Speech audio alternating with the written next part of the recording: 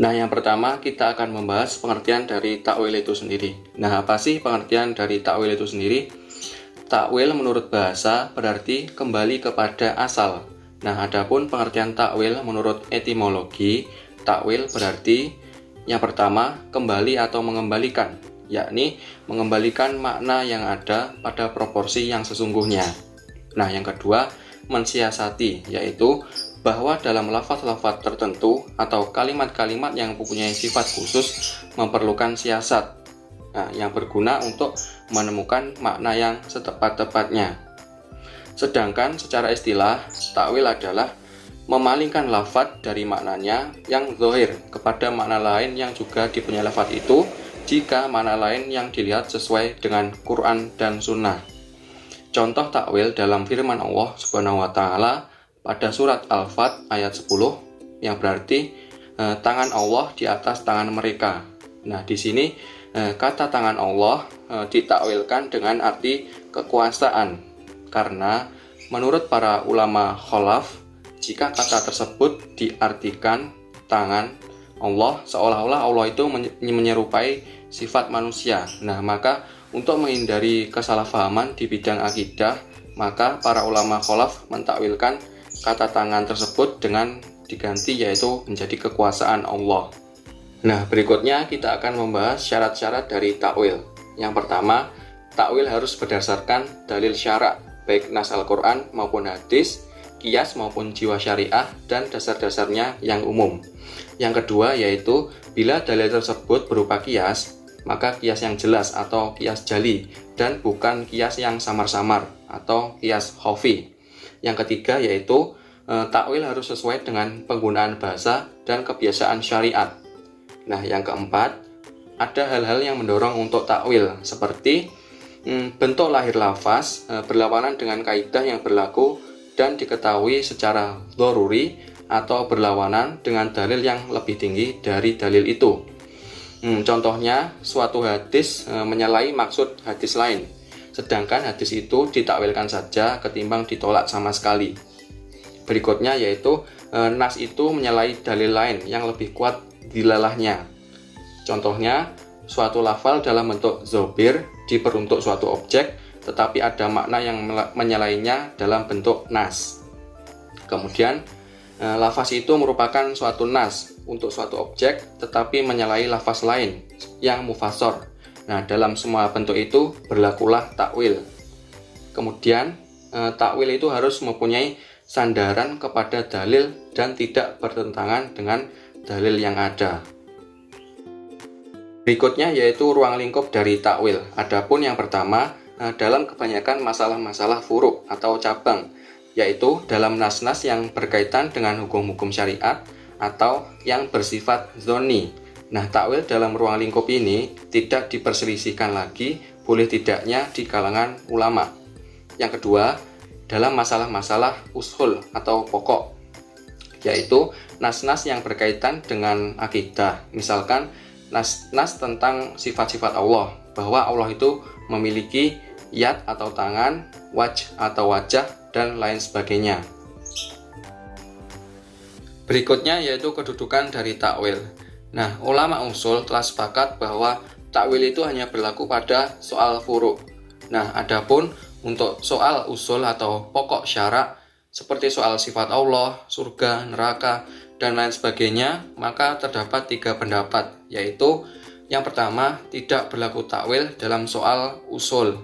Kemudian yang kedua, berlaku dalam soal usul, hanya saja takwilnya diserahkan kepada Allah Subhanahu wa taala itu sendiri. Kemudian yang ketiga, berlaku takwil dalam soal usul, yaitu menurut mazhab khalaf termasuk Ibnu Abbas. Jadi dalam soal usul ini kita ambil contoh pada surat Az-Zariyat ayat 47 yang berarti aku membuat langit itu dengan tanganku. Nah, jika kita lihat dari 3 pendapat di atas, menurut pendapat pertama, Allah mempunyai tangan seperti tangan manusia yang berarti Allah itu berjisim atau berbentuk. Nah, ini tidak benar karena dalam hal ini Allah disamakan dengan makhluknya, padahal Allah itu tidak seperti makhluk. Sedangkan menurut pendapat yang kedua, Allah itu bersifat bertangan, tetapi tangan Allah itu tidak sama seperti tangan makhluknya. Jadi Allah tidak berjisim seperti manusia lain, dan itu hanya Allah sendiri yang mengetahuinya sesuai dengan kebesarannya sendiri. Kemudian menurut pendapat yang ketiga, tangan Allah dalam ayat tersebut diartikan sebagai kekuasaan. Nah, sekian, terima kasih. Saya akan menjelaskan tentang mutlak dan muqayyad. Secara bahasa, mutlak berarti tidak terikat dengan ikatan atau syariat atau syarat tertentu. Kata mutlak berarti bebas tanpa ikatan. Secara istilah, lafal mutlak didefinisikan menurut ahli usul fikih sebagai lafal yang memberi petunjuk terhadap maudhu'nya, sasaran penggunaan lafal, tanpa memandang kepada satu, banyak, atau sifatnya, tetapi memberi petunjuk kepada hakikat sesuatu menurut apa adanya. Secara istilah juga, mutlak adalah madalla ala fardin ghairu muqayyadan lafdan bi ai qaidin, yang artinya adalah lafaz yang menunjukkan suatu satuan tanpa dibatasi secara harfiah dengan suatu ketentuan. Contohnya adalah rijalun misro. Sedangkan menurut Abdul Karim Zaidan mendefinisikan lafal mutlak sebagai lafal yang menunjukkan suatu satuan dalam jenisnya. Dengan kata lain, lafal mutlak adalah lafal yang menunjukkan untuk suatu satuan tanpa dijelaskan secara tertentu. Misalnya, rojulun, seorang laki-laki, rijalun, banyak laki-laki, dan kitabun, buku. Ini adalah pengertian muqayyad. Muqayyad secara bahasa berarti mengikat, membatasi, dan merintangi, dari asal kata qayyidun. Secara istilah, muqayyad adalah suatu lafal yang menunjukkan hakikat sesuatu yang dibatasi dengan suatu pembatasan yang mempersempit keluasan artinya. Menurut Manna Al-Qottan dalam Mabahis fi Ulum Al-Quran mendefinisikan muqayyad sebagai suatu lafal yang menunjukkan atas suatu hakikat dengan adanya batasan. Kaidah usul, ayat yang bersifat mutlak harus dipahami secara mutlak selama tidak ada dalil yang membatasinya. Contoh Quran Surat Al-Baqarah ayat 234, walladzina yutawaqqawna minkum wa yadruna aswajan yatarabbasna bi anfusihinna arba'ata ashhurin wa ashra. Kata aswajan adalah lafaz mutlak karena tidak membedakan apakah wanita itu sudah pernah digauli oleh suaminya atau belum. Sebaliknya, ayat yang bersifat muqayyad harus dilakukan sesuai dengan batasannya. Contohnya surat Al-Mujadilah ayat 3-4. Faman lam yajid fasiyamu sahraini mutatabi'ain. Sebaliknya, ayat yang bersifat muqayyad harus dilakukan sesuai dengan batasannya. Contohnya adalah Al-Mujadilah ayat 3-4. Faman lam yajid fasiyamu sahraini mutatabi'ain.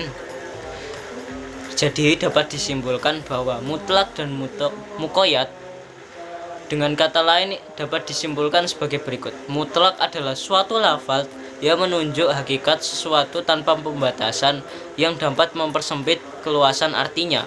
Sedangkan muqayyad adalah suatu lafaz yang menunjukkan hakikat sesuatu yang dibatasi dengan suatu pembatasan yang mempersempit keluasan artinya. Terdapat bentuk-bentuk mutlak dan muqayyad. Kaidah lafal mutlak dan muqayyad dibagi dalam 5 bentuk.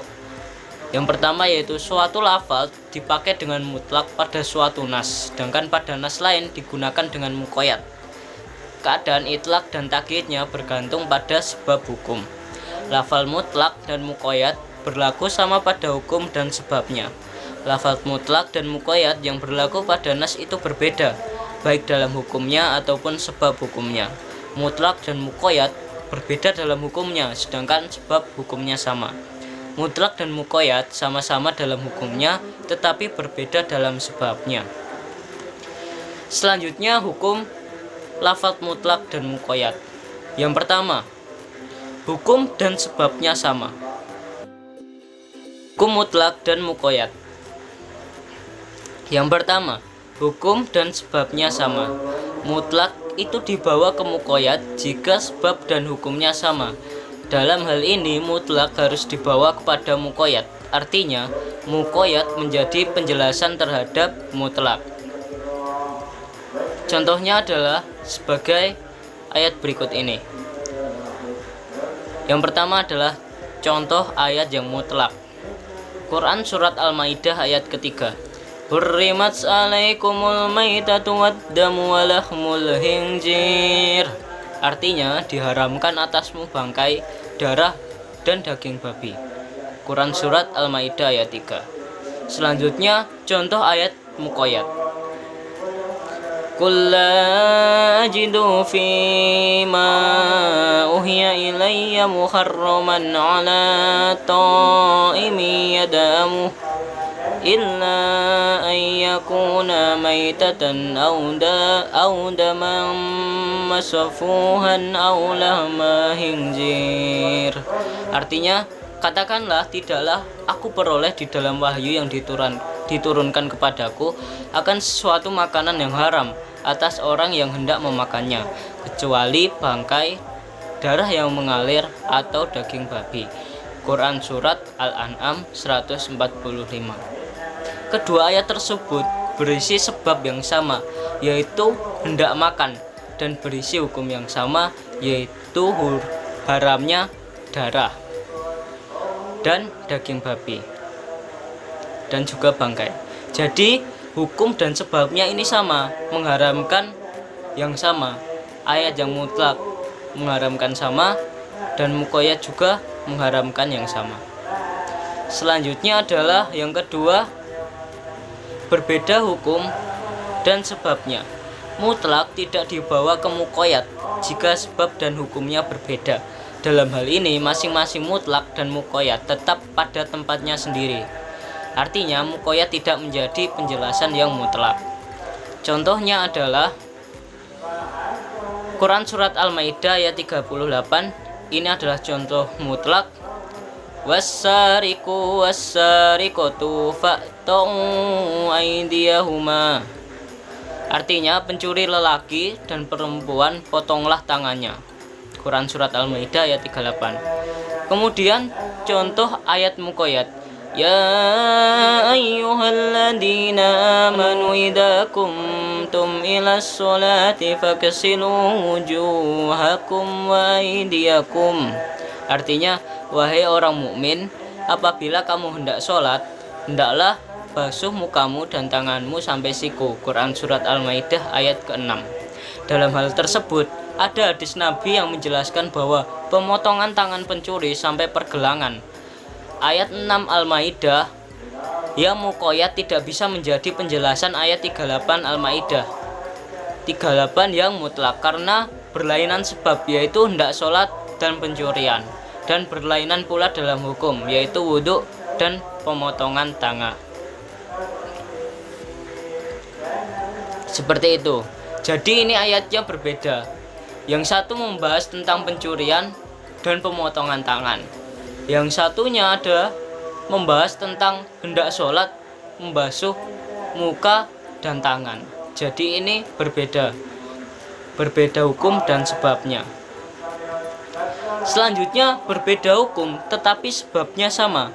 Dalam hal ini masing-masing mutlak dan muqayyad tetap pada tempatnya sendiri. Contoh mutlak, sabda Nabi SAW yang artinya, tayamum ialah sekali mengusap debu untuk muka dan kedua tangan. Hadis riwayat Amar. Contoh muqayyad, faghsilu wujuhakum wa aydiyakum. Artinya, basuhlah mukamu dan tanganmu sampai siku. Quran surat Al-Maidah ayat ke-6. Dari ayat tersebut dan hadis Nabi, bahwasanya yang satu menjelaskan tentang tayamum Yang satu untuk membasuh muka dan tanganmu sampai siku. Sedangkan yang satunya tidak ada kata-kata siku.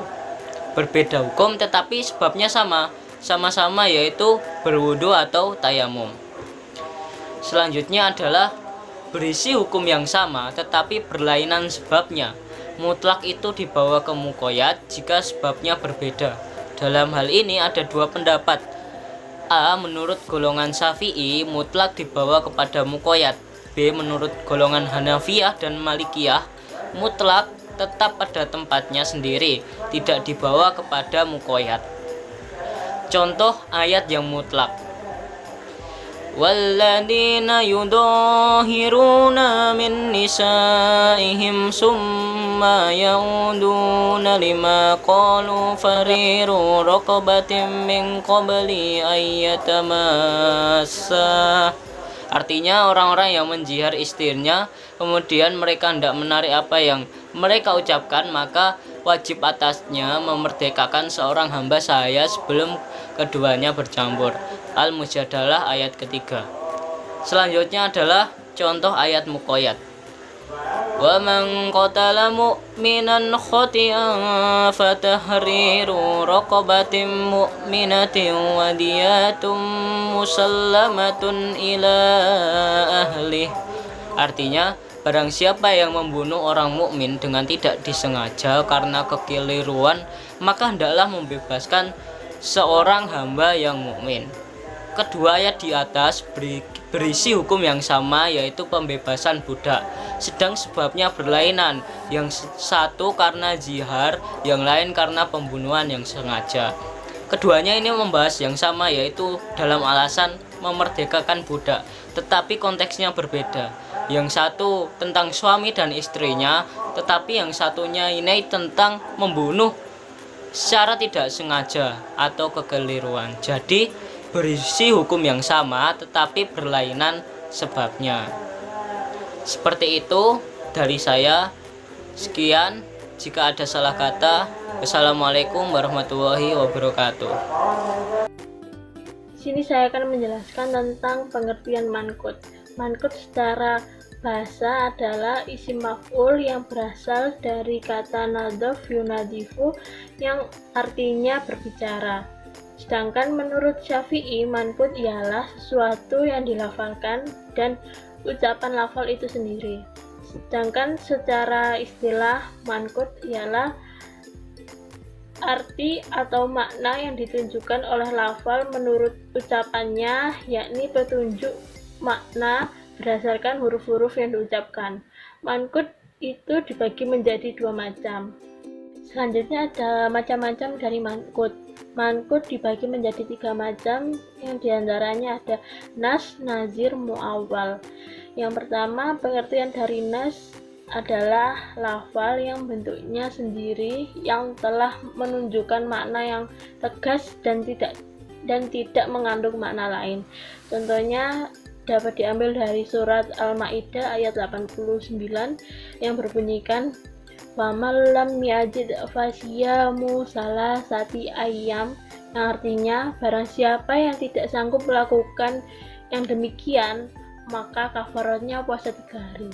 Jadi nas di sini adalah 3 hari ini kemungkinannya 3 yang diartikan secara lain ini adalah majas atau metafora. Yang dimaksud dengan nas. Selanjutnya ada zahir. Zahir ialah lafaz yang menunjukkan makna yang segera dipahami ketika diucapkan, tetapi disertai kemungkinan makna lain yang lemah atau disebut dengan marju. Jadi nas dan zahir ini berbeda dalam hal penunjukannya makna yang berdasarkan cara pengucapannya, karena nas hanya menunjukkan satu makna, satu yang jelas dan tegas dan tidak mengandung makna lain, sedangkan nazir menunjukkan makna ketika diucapkan dan memiliki kemungkinan menerima makna lain meskipun lemah. Contohnya dalam surat Al-Baqarah ayat 173 yang berbunyikan faman khairat darra adi waliba, yang artinya tetapi barang siapa dalam keadaan terpaksa melakukannya sedangkan ia tidak menginginkannya dan melewati batas. Lafal bahi digunakan untuk makna al-jalfil yang artinya bodoh atau tidak tahu, dan az-zalim melampaui batas zalim, tetapi kemungkinan arti yang kedua lebih jelas dan lebih umum digunakannya. Contoh lainnya ada dalam surat Al-Baqarah ayat 222 yang berbunyikan wala taqarrabuhunna hatta tadarruhunna, yang artinya dan janganlah kamu mendekati mereka sebelum suci. Di sini lafadz yadhurna mempunyai kemungkinan arti suci dengan menghentikan haid dan arti suci dengan mandi janabah dan wudhu. Tetapi dari dua arti tersebut kemungkinan arti yang kedua lebih jelas dan lebih umum digunakannya. Dan kemungkinan arti pertama dari kedua contoh tersebut ialah contoh dari lafadz marjuh atau tidak diunggulkan. Selanjutnya ada mu'awwal. Pengertian dari mu'awwal ialah lafal yang diartikan dengan makna marjuh. Mu'awwal ini adalah lafal yang tidak diunggulkan karena terdapat indikasi ketika kemungkinan diberi pemahaman dengan arti yang diunggulkan. Mu'awwal ialah lafal yang diartikan dengan makna marjuh karena ada suatu dalil yang menghalangi dimaksudnya, maka yang rajih mu'awwal berbeda dengan zahir. Contohnya dalam surat Al-Isra ayat 24 yang berbunyikan wahfid lahuma janahat dalla minar rohimat, yang artinya dan rendahkanlah dirimu terhadap mereka berdua dengan penuh kasih sayang. Di sini pada ayat Az-Zuli tidak memungkinkan diberikan pengertian sayap yang merupakan arti rajih karena pada kenyataannya memang manusia tidak memiliki sayap. Oleh karena itu kata itu harus diberikan pemahaman dengan arti lain yang marjuh. Selanjutnya pengertian fahum. Fahum secara bahasa adalah istilah dari kata fahima yufahimu yang artinya faham dan fahum artinya yang difahami. Sedangkan secara istilah fahum atau pemahaman adalah arti yang tidak diperlihatkan oleh lafal yang diucapkan, yakni petunjuk arti keluar dari unsur-unsur huruf yang diucapkan. Sedangkan menurut Syafi'i Karim, fahum adalah sesuatu yang ditunjukkan oleh lafal tetapi bukan dari ucapan lafal itu sendiri. Dengan kata lain, fahum ialah pengertian yang ditunjukkan oleh suatu lafal tidak dalam tempat pembicaraan, tetapi dari pemahaman yang terdapat pada ucapan tersebut. Jadi, fahum adalah sesuatu yang ditunjukkan oleh lafal tidak di tempat pembicaraan, tetapi dari pemahaman ucapan tersebut. Sedangkan para ulama membagi fahum menjadi dua bagian. Sebenarnya ada pun macam-macam dari mafhum dibagi menjadi dua macam, diantaranya mafhum muwaqqah dan mafhum muqallaf. Yang pertama, mafhum muwaqqah adalah pengertian yang dipahami sesuatu menurut ucapan lafal yang disebutkan. Nah, di sini mafhum muwaqqah dibagi menjadi dua bagian, yakni bahwa Alkitab dan lat Alkitab.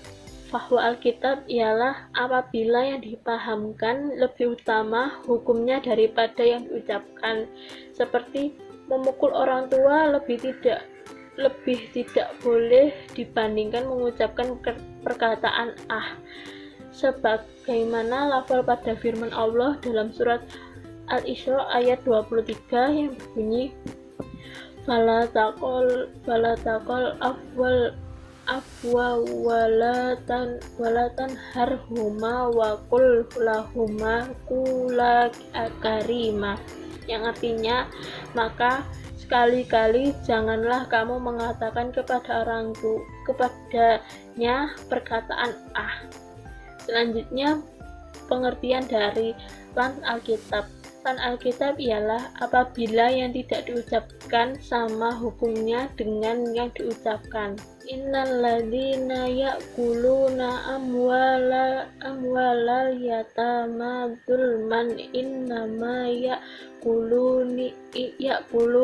fi budunihim naron, yang artinya sesungguhnya orang-orang yang memakan harta benda anak yatim secara ainaya sebenarnya memakan api ke dalam perut mereka.